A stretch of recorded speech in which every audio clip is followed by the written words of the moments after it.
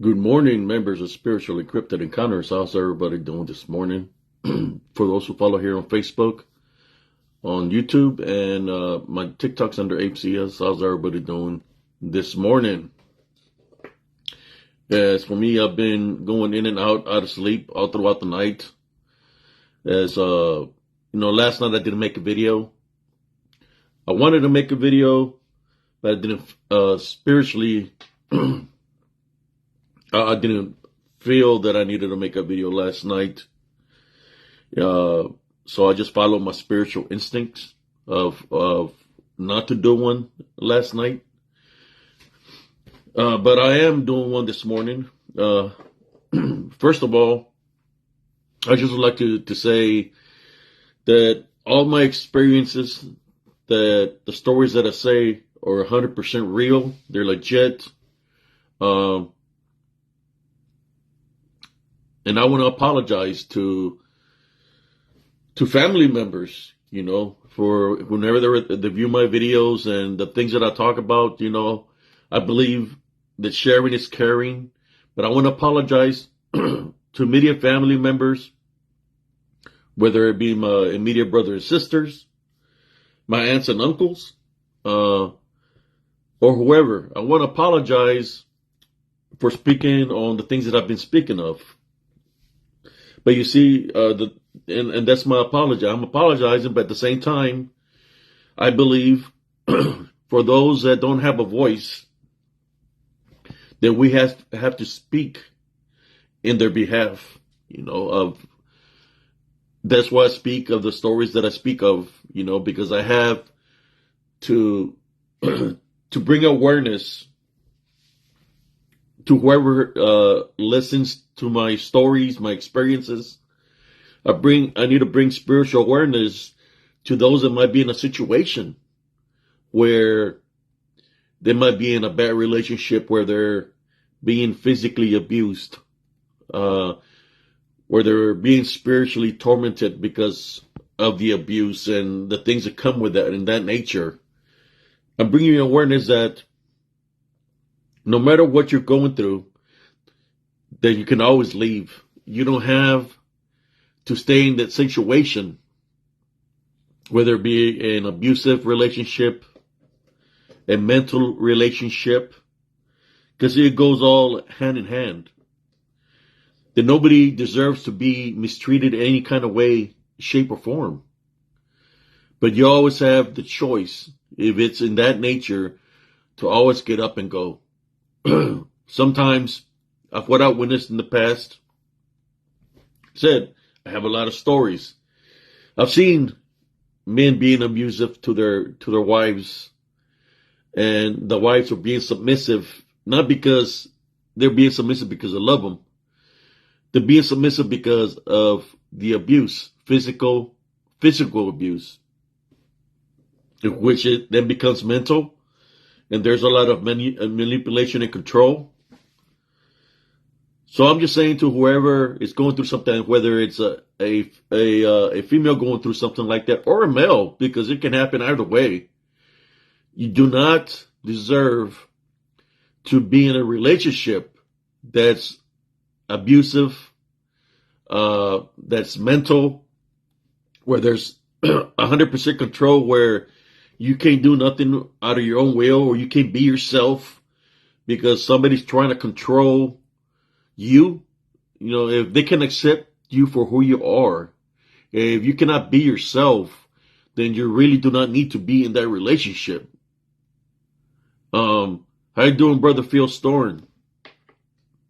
Like I said before, I'm here apologizing to my brothers and sisters, my immediate brothers and sisters and family members, of speaking the stories that I speak of. And the reason I'm apologizing is because I just don't want them to think me in any other kind of way. I'm still their brother. I'm still their nephew. I'm just bringing awareness, my kind of awareness. And this is something that my mother will want to happen, is bring awareness, because I'm more sure that she wouldn't want something bad to happen to anybody else. She was a woman that cared about everybody. besides herself. You know, she was there for many people that were going through those kind of relationships that were abusive and physical. She was there for them. So she would want me to speak about this. So in honor of her, that's why I speak about this, because whether she's not here in the flesh, she's always around me in spirit. No matter what happened, right? No, because nobody's perfect. I still have love for her spirit as her spirit has love for me. So that's why I speak about this. That nobody deserves to be in a relationship. I'll say it again. Nobody needs to be in a relationship, whether it's friendship, a marriage, the common law. Nobody deserves to be in a relationship that the person is going to be manipulative, that's going to be controlling, that's going to be not there to defend you when you need to be defended. You don't need a person like that in your life, because that person is all about themselves. They just worry about them. They don't care about what happens to you. So if there is anybody in a relationship like that, I'm just telling you right now, straight up, as spiritual Abe, you don't need to be in a relationship like that. There is a thing as forgiveness, where people do change their path, but there's some people that never change. I'll give you some stories of that of things that I witnessed. Remember one time I was at a dance. It was this this dance hall called El Toro, which means the bull, right? And it was intermission, and I wanted to go outside to go get the autograph from the band. When I went outside to try to go get the autograph from the band, I noticed something. There was this guy choking his girlfriend in the parking lot. He was literally choking her. You know, they were probably still, I believe they were still in high school. This guy was choking her, and she was screaming, and I told him, let her go. And he's still choking her. I said, let her go or else. So I got ready to fight him. He looked at me, and the girl ran away from him. She ran away to her friends. He got in his vehicle. He peeled out and took off, because he was man enough to choke his girlfriend, but he wasn't man enough to fight with a real man. You know, and I told her, I said, look, you don't need to be in this relationship with this guy that's doing this to you. This is not love. This is physical abuse. You don't need to be with somebody in this. He was choking you. And her friends came and thanked me. She thanked me. You know, it's like nobody deserves to be in a situation like that. How you doing, brother Alfred Santariga? How you doing? I'm one of those type of people, man, that if I see something that's not right, you know, we all got our own truth. We all know how we are. If I see, and I've stepped in so many times especially when a woman is being physically abused. There was a time where it was midnight, and I had bought some cases of water, and I told my wife, I said, hey babe, I'm going to go downstairs. I'm going to get the water. She said, wait till the morning. So I was up there, and I said, in my mind, I said, I need to go get the cases of water from the trunk. So as I go downstairs, open the back of my trunk, I see something pass by me real fast.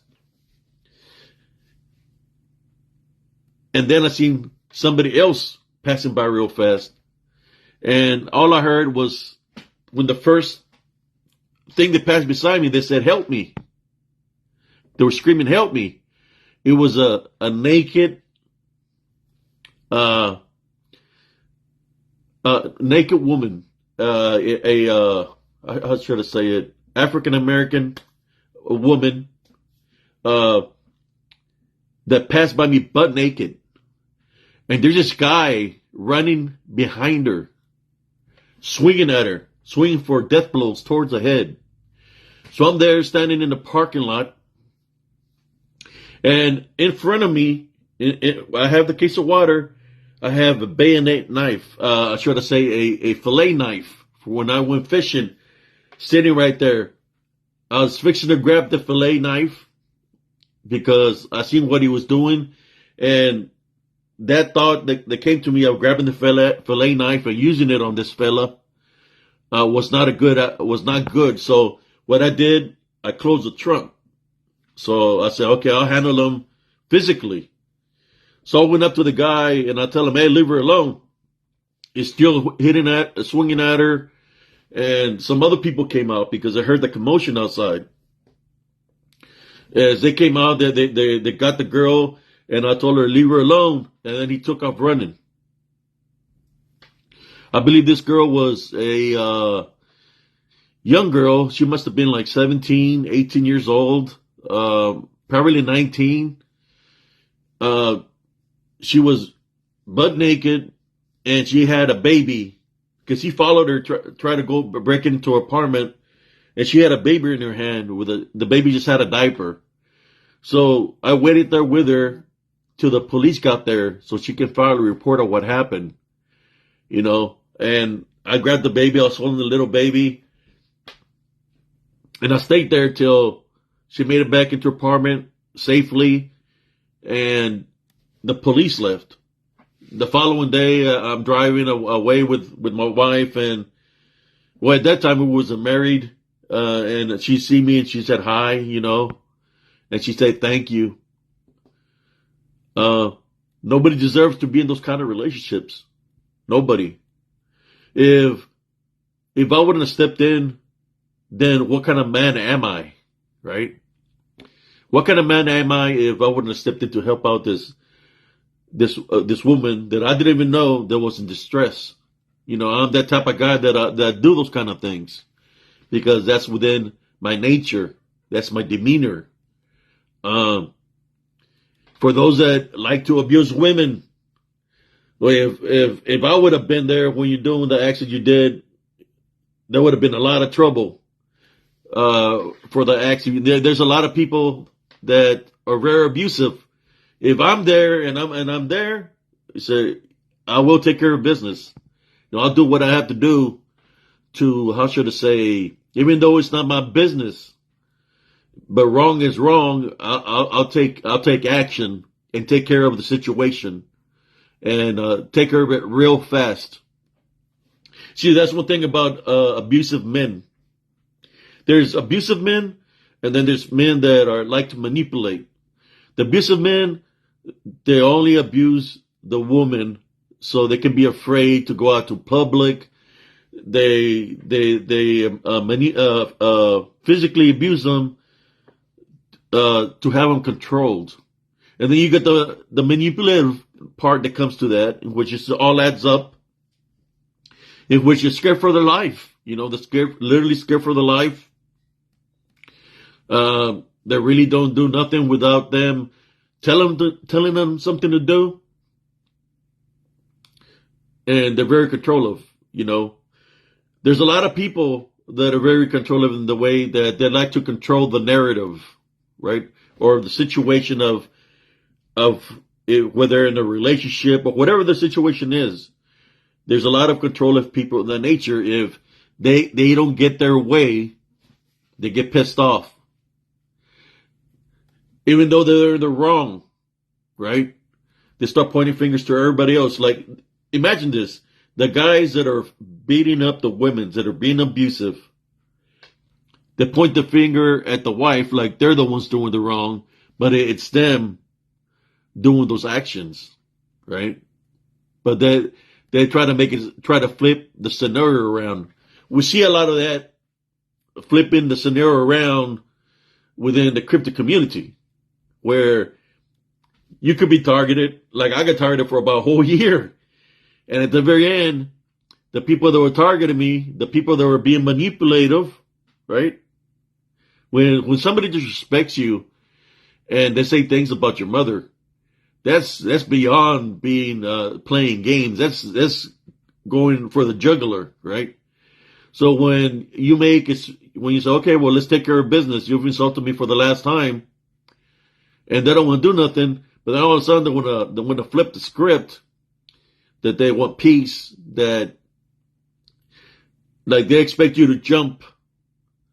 But that's part of being controlling and manipulative. That they say they want the peace, but they really are not about the peace, because they never apologized, and till this day they haven't apologized, and they still continue to be the ways.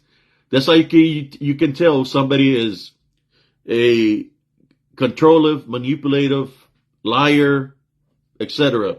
What I've done is like they were never my friends, so I just how should I say, moved on. I don't bother with those individuals because they ain't worth my time. But I'm just saying here to whoever's here that if you ever been in a relationship this way, for whoever's been in a relationship like this, you understand where I'm coming from. You've been there. What are other things that happen? Is when there's fighting, that kind of control and manipulation, spiritually, the unseen comes, because that's what it thrives on. It wants chaos. It wants people to be fighting. It wants physical violence. It wants all of that, and that's what it feeds on. So when you're in a relationship like that, you start seeing things that are of the unseen, and you start experiencing things that are supernatural, but it's because of the situation that you're in, that those things come to bond that relationship, bond the individuals of the relationship, so it can have full control, and for the things to continue to happen daily. That's what happens when there's anger, there's hatred, there's fighting. The unseen comes and adds more to it, in which the people that are victims start losing, how should I say, their faith. They start losing their connection to real love, because they think that the relation that's abusive is real love, but it's not real love because it's an abusive relationship. So they forget that. They forget to have a personal relationship with Jesus Christ. But that's what happens when the unseen intervenes or comes in, when there's nothing but by violence, anger, and it comes and bonds the situation even more, which makes it even more harder for somebody to free themselves from that bondage. Like I said, I'm not here to offend anybody in any kind of way, shape, or form. I'm just talking about it straight up, straight up. And I've witnessed it. I'm more than sure that every single one of y'all witnessed it somewhere in your life. You witnessed things. I remember one time where, God rest her soul, was one of my aunts. She was dating this guy, and my aunt was staying with my grandmother, and we live in a 4-lot, right? And all I remember is this man. I hear her screaming. I hearing him argue in my grandmother's house. My grandmother is already old, I think by that time, she was real old, so she really couldn't move too much. And I heard her screaming, and then she comes running in through my house, and she says, help me. I'm just a kid, I'm probably like, at that time, I'm already a teenager, like 15 years old. And she said, help me. And she's black and blue from the eyes. She's bleeding from the nose, from the mouth. She's got bruises in her arms. And there's this man that's a handicapped man, handicapped man, walking with a cane, and he was striking her with a cane, So he goes over there and he's telling her, when I get in there, I'm going to teach you more. I'm going to beat the hell out of you and all this. So I grab a pipe. This man was had been in an accident where he got hit by a semi truck in which he seen his sister die. So he had a metal plate on his head, So This man had a lot of anger toward Jesus Christ because the way he lost his sister, right? So I go over there and he's beating up my aunt and I could hear her yelling. And I said, hey, leave her alone. And he said, what'd you say? I said, leave her alone. So he comes outside. He comes outside and said, what are you going to do, little kid? What are you going to do? So I know what I'm going to do. Get a little bit closer. And then he seen the pipe that I had in my hand. When he seen the pipe that I had in my hand, he stopped doing what he was doing because I know where I was going to strike him.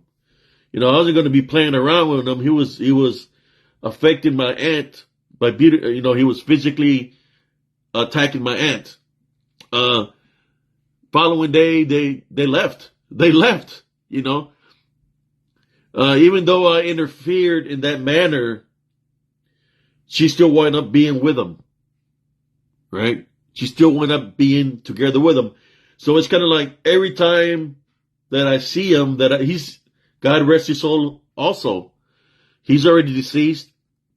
But every time I seen him, I could not look to him in his eyes because I remember that day of what he did to my aunt. So every time I try to look in his eyes, he would look away because he knew of what he said to me and he knew what I was ready to do to him.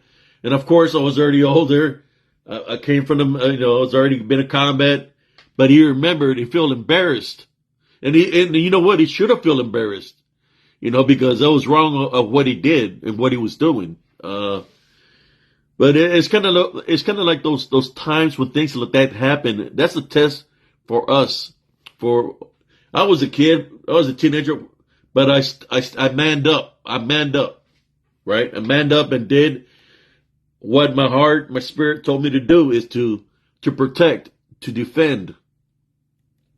In that nature, like I said before, I've done this numerous times, and in sometimes I had to react in a physical way and defend people physically, in which I had to eliminate the threat, like by doing what I had to do physically.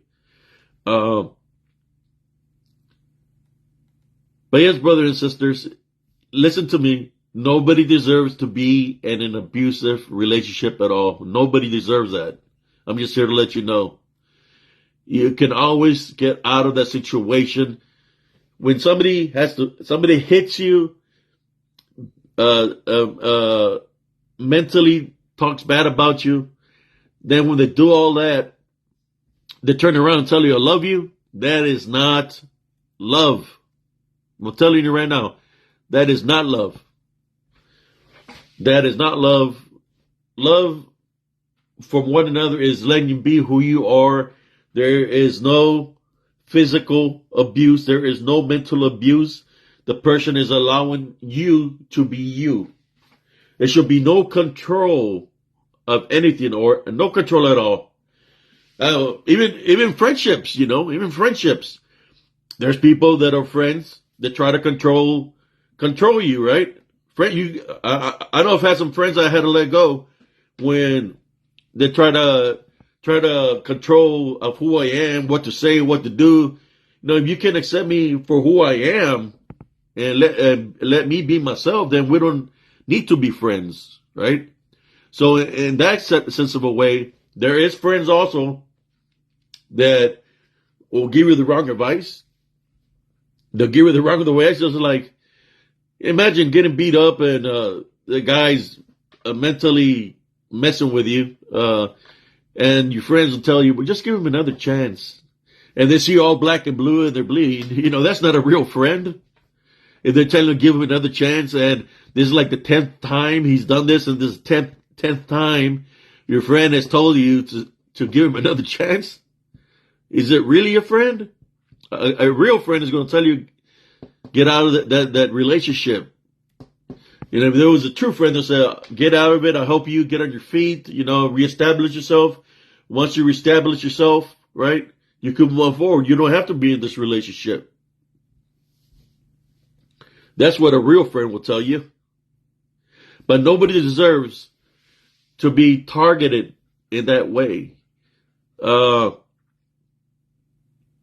I was working at Walmart, and I'm going to share a couple of stories with y'all. I believe this is a good topic that needs to be spoken of. I was, let me see, 15 years old, 16 years old, and I was a stock clerk. I was working at a Walmart, and it's already like 10:30 at night. I was sweeping the best of you, and as I'm going outside to bring in the bikes, I see one of the girls that was working at the shoe department. She was out there, and her boyfriend was freaking choking her and hitting her. And he was a big guy, and I weigh probably 150. And I said, hey, leave her alone. And he looks at me and he's like, what are you going to do? And I had a big broom and I unscrewed the thick piece of wood off of it. And he didn't know that I knew martial arts or nothing like that. I said, well, let her go and you'll find out what I'm fixing to do. So he let her go and I started spinning and started walking towards him. Instead of fighting me like a man, he jumped in his truck and he took off. So those kind of guys, they're only fixated on having that kind of control over the women, whether they witnessed their parents, their mothers being physically abused or whatever, and they pick that up and think it's okay for them to do that. It's not okay. Nobody deserves that. Nobody. That guy, I never seen him again. I joined the military, went back,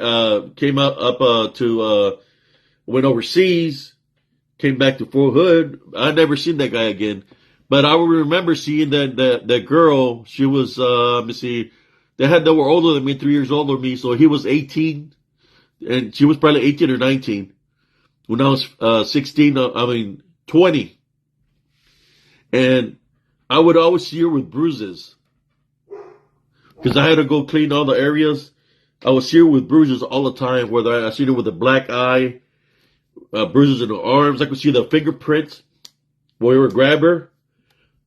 And I would see that. I wouldn't say nothing, but I would see that till that day that I caught him doing that to her. I stood up against that guy, but he didn't want to do nothing with me. But that's the type of person I am.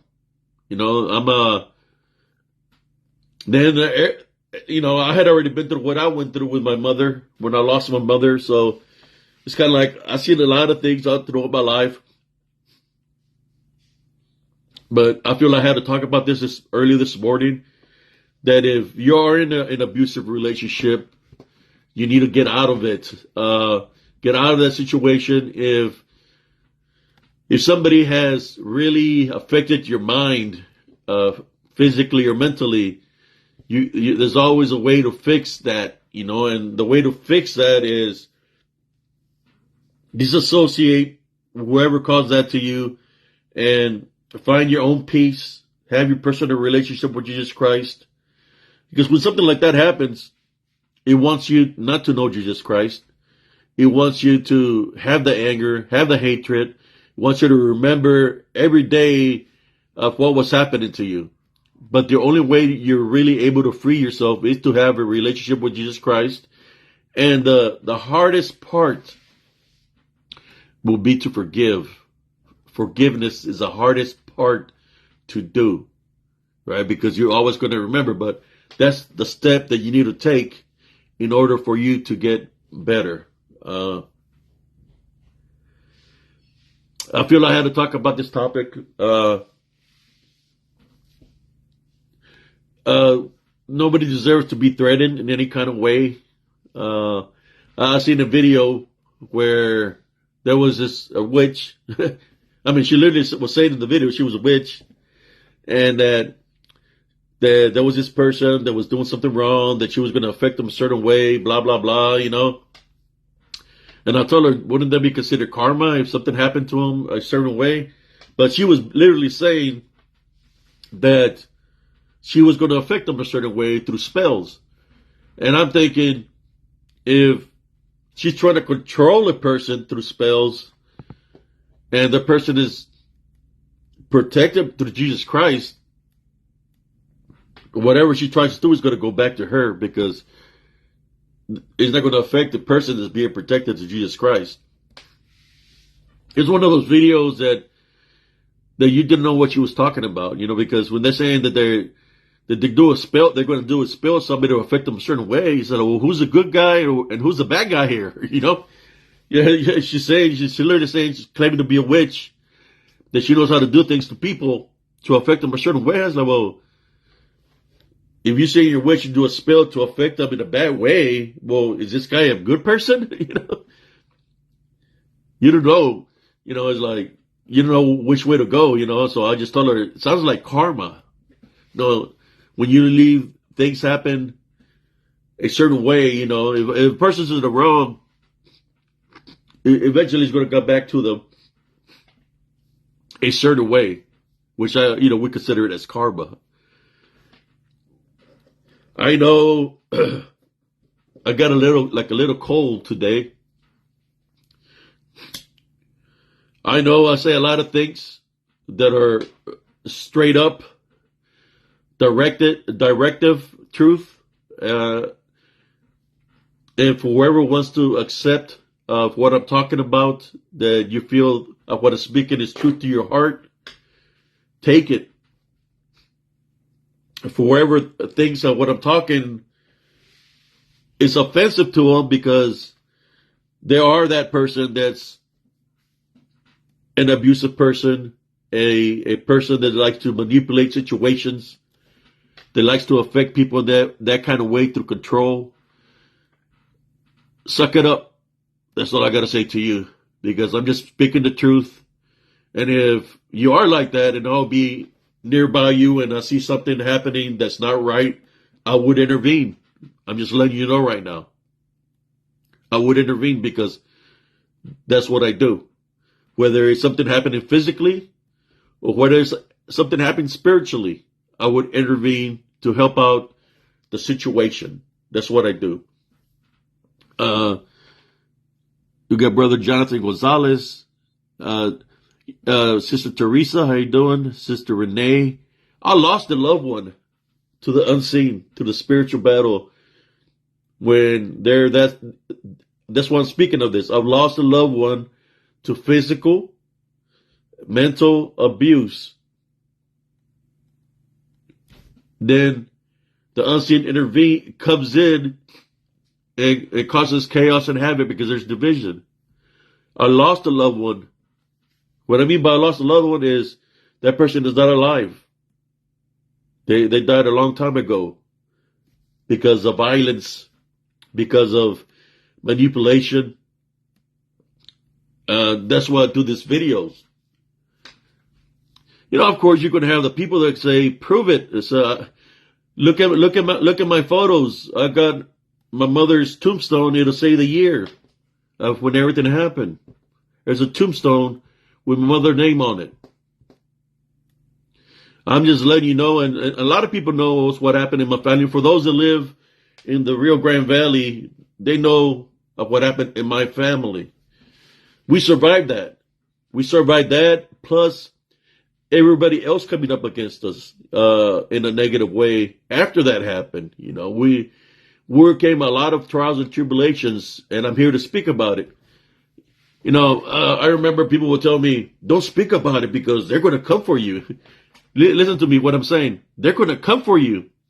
They're going to come for you because you're talking about them. That's how crooked my tongue was. That they'll do that kind of stuff. They'll send somebody my way to try to eliminate me. But you see, I still talk about it. You know why? Because I'm not afraid of them or wherever they try to send. Because I'll take care of the situation accordingly to the measure that it is. And in my hometown, there's a lot of corruption. There's no jobs. And there was a lot of crooked cops, crooked people that were affiliated with each other, robbing the city out of money, in which the city is like a ghost town now. And what I understand from other people that still reside there, it hasn't changed one bit. But I'm the voice of the voiceless, should I say, because I was a victim of what happened there. And for anybody that I know that would say that I'm full of crap, well, you didn't go what I went through. You didn't lose a loved one like I did. You didn't get targeted like I did. You didn't get targeted. So be lucky that you haven't gone through what I've been through. And if you got a problem with that, with me, then you can know who I am. You know, we all evolve from situations, and I'm not afraid of nobody because I have Jesus Christ with me. So in saying that, for those that know these people that were involved in what happened in my family, and you want to stick up for them, hey, you're more than welcome to stick up for them. You got a problem with me? Hey, I'm ready to settle it. Because the people that caused a lot of things in my family, I stood up to them while I was in the military, and they're all pushed out. Every single one of them. Some of those officers that were involved, what happened to my family, they pushed out. What does that mean? That means that I stood up against them as a man. When it's time to handle business, they didn't want to handle business. They didn't want to handle the things that caused in my family. They didn't want to handle the situation. So they didn't want to fight like a man. So they gather other people to come up against me. You know, but I had a lot of backup. You know, I was in the military. I had platoons that wanted to go to back home and take care of business. I was like, oh, they want to come at you in numbers? Well, let's show them what numbers are about. Let's show them what highly trained soldiers are about. You know, so I could have gone to my hometown at any given time and handled business a certain way. But you know what? I said, I'm going to leave it up to God.